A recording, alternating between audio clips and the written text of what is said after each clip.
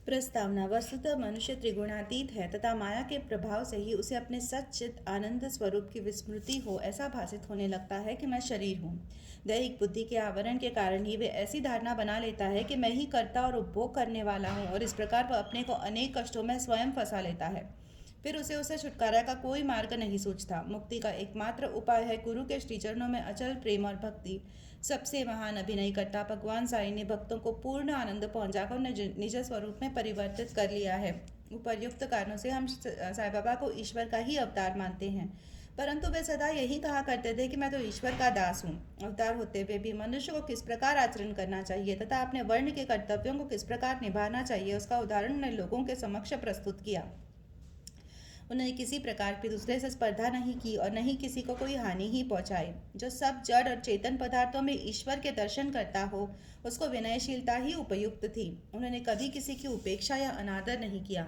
वे सब प्राणियों में भगवत दर्शन करते थे। उन्होंने ये कभी नहीं कहा कि मैं अनल हक हूँ। वे सदा यही कहा करते थे कि मैं तो यादे हक हूँ। अल्लाह मालिक सदा उनके होठों पर था। हम अन्य संतों से परिचित नहीं हैं और नहीं हमें ज्ञात है वे किस प्रकार आचरण किया करते हैं अथवा उनकी दिनचर्या इत्यादि क्या है। इस कृपा से केवल हमें इतना ही ज्ञात है कि वे अज्ञान और बद्ध जीवों के निमित्त स्वयं अवतीर्ण होते हैं। शुभ कर्मों के परिमाण स्वरूप ही हमें संतों की कथाएं और लीलाएं श्रवण करने की इच्छा उत्पन्न होती है, अन्यथा नहीं। अब हम मुख्य कथा पर आते हैं। योग और प्याज। एक समय कोई एक योगाभ्यासी नाना साहेब चंदोरकर के साथ शिरडी आया। उसने पातंजलि योग सूत्र तथा योग शास्त्र के अन्य ग्रंथों का विशेष अध्ययन किया था, परंतु वह व्यवहारिक अनुभव से वंचित था। मन एकाग्र न हो सकने के कारण वह थोड़े समय के लिए भी समाधि नहीं लगा सकता था। यदि साईं बाबा की कृपा प्राप्त हो जाए तो उनसे अधिक समय तक समाधि अवस्था प्राप्त करने की विधि ज्ञात हो जाएगी। इस विचार से वह शिरडी आया और जब मस्जिद में तो पहुंचा तो साईं बाबा को प्याज सहित रोटी खाते थे। उसे ऐसा विचार आया कि एक अच्छी प्याज सहित सूखी रोटी खाने वाला व्यक्ति मेरी कठिनाइयों को किस प्रकार हल कर सकेगा। साईं बाबा अंतर्ज्ञान से उसका विचार जानकर तुरंत नाना साहिब से बोले कि ओ नाना, जिसमें प्याज हजम करने की शक्ति है उसको ही उसे खाना चाहिए, अन्य को नहीं। इन शब्दों से अत्यंत विस्मित होकर योगी ने साईं चरणों में पूर्ण आत्मसमर्पण कर दिया। शुद्ध और निष्कपट भाव से अपनी कठिनाइयां बाबा के समक्ष प्रस्तुत करके उनसे उनका हल प्राप्त किया और उस प्रकार संतुष्ट और सुखी होकर बाबा के दर्शन और उदी लेकर वह शिरडी से चला गया। श्यामा के सर्पदंश से मुक्ति। क्या कथा प्रारंभ करने से पूर्व हेमंत पंत लिखते हैं कि जीव की तुलना पालतू तोते से की जा सकती है, क्योंकि दोनों ही बद्ध हैं, एक शरीर में तो दूसरा पिंजरे में।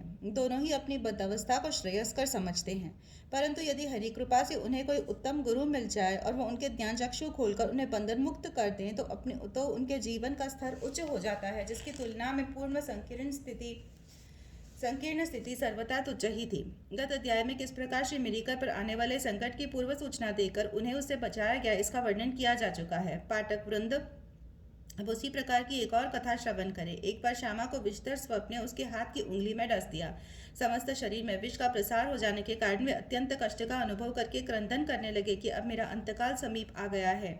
उनके इष्ट मित्र उन्हें भगवान विठोबा के पास ले जाना चाहते थे, जहाँ इस प्रकार की समस्त पीड़ाओं की योग्य चिकित्सा होती है, परंतु श्यामा मस्जिद की ओर ही दौड़ा अपने विठोबा श्री साईं बाबा के पास। जब बाबा ने उन्हें दूर से आते देखा तो वे झिड़कने और गाली देने लगे। वे क्रोधित होकर बोले, अरे वो नादान कृतज्ञ बम्मन, यहाँ यह सांप पिछले जन्म में बम्मन था, इसकी ओर यह संकेत है। सांप को ब्राह्मण भी माना जाता है। ऊपर मत चढ़, सावधान यदि ऐसा किया तो। और फिर गर्जना करते हुए बोले, हटो, दूर हट, नीचे उतर। श्री साईं बाबा को इस प्रकार अत्यंत क्रोधित देख श्यामा उलझन में पड़ गया और निराश होकर सोचने लगा कि केवल मस्जिद ही तो मेरा घर है और साईं बाबा मात्र असाइयों के आश्रयदाता हैं, और जब वे ही इस प्रकार मुझे यहाँ से भगा रहे हैं तो अब मैं किसकी शरण में जाऊँ। उसने अपने जीवन की आशा ही छोड़ दी और वहीं शांतिपूर्वक बैठ गया। थोड़े समय के पश्चात जब बाबा पूर्वतः शांत हो गए तो श्यामा ऊपर आकर उनके समीप बैठ गया। तो बाबा बोले, डरो नहीं, तिल मात्र भी चिंता मत करो, दयालु फकीर तुम्हारी अवश्य रक्षा करेगा। घर जाकर शांति से बैठो और बाहर नहीं निकलो। मुझ पर विश्वास कर निर्भय होकर चिंता त्याग दो। उन्हें घर भिजवाने के पश्चात ही पीछे से बाबा ने तात्या पाटिल और काका साहेब दीक्षित के द्वारा यह कहला भेजा कि वे इच्छानुसार भोजन करें, घर में टहलते रहें, लेटे नहीं और नहीं शयन करें। कहने की आवश्यकता नहीं कि आदेशों का अक्षरशः पालन किया गया और थोड़े समय में ही वे पूर्ण स्वस्थ हो गए। इस विषय में केवल यही बात स्मरण योग्य है कि बाबा के शब्द श्यामा को लक्ष्य करके नहीं कहे गए थे, जैसे कि ऊपर से स्पष्ट प्रतीत होता है, वरन उस सांप और उसके विष के लिए ही ये आज्ञा थी।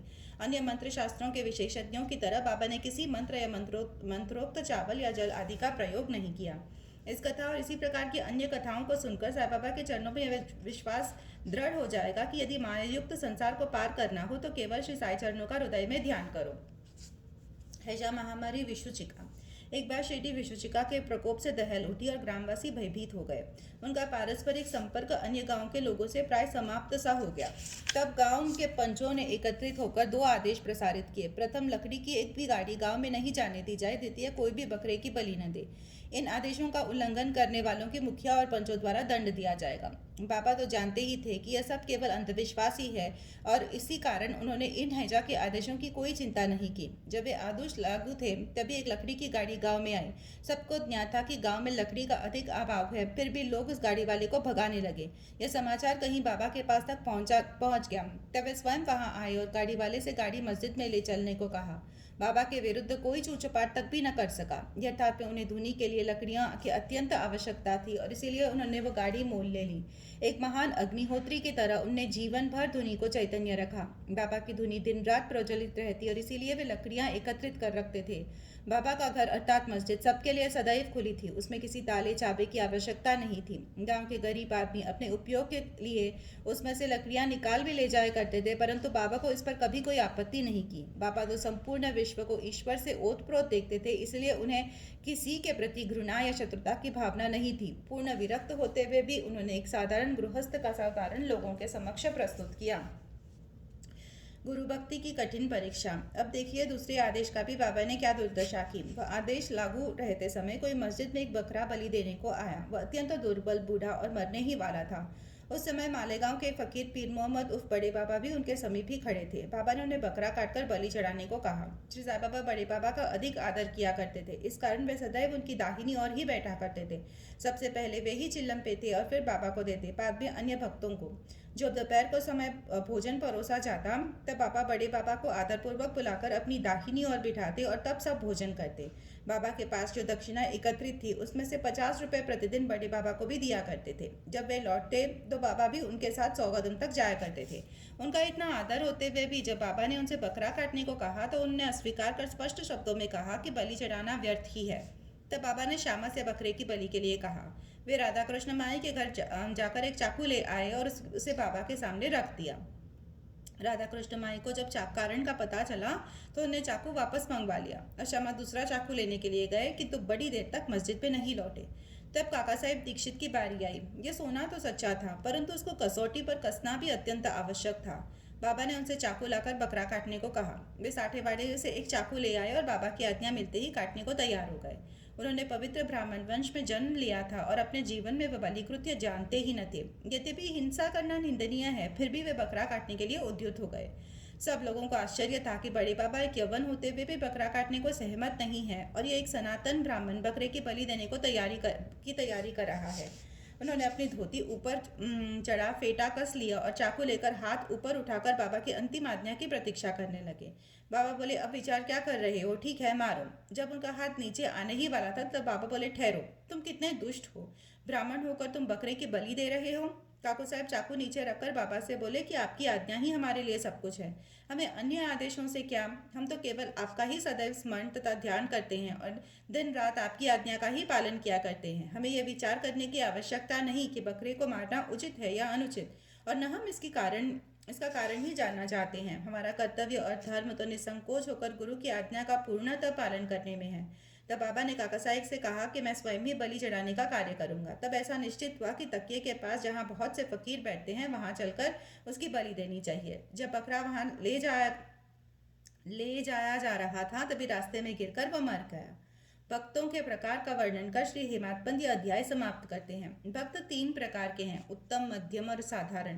प्रथम श्रेणी के भक्त वे हैं जो अपने गुरु की इच्छा पहले से ही जानकर अपना कर्तव्य मानकर सेवा करते हैं।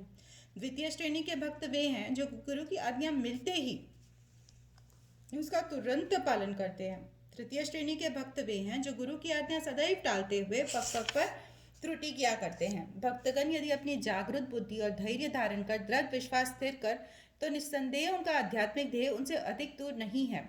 श्वासोच्छ्वास का नियंत्रण, हठ योग या अन्य कठिन साधनाओं की कोई आवश्यकता नहीं है। जब शिष्य में उपर्युक्त गुणों का विकास हो जाता है और जब अग्रिम उपदेशों के लिए भूमिका तैयार हो जाती है, तभी गुरु स्वयं प्रकट होकर उसे पूर्णता की ओर ले जाते हैं। अगले अध्याय में बाबा के मनोरंजक हास्य विनोद के संबंध में चर्चा हो करेंगे। श्री सद्गुरु साईनाथ परमस्तु। शुभम भवतु।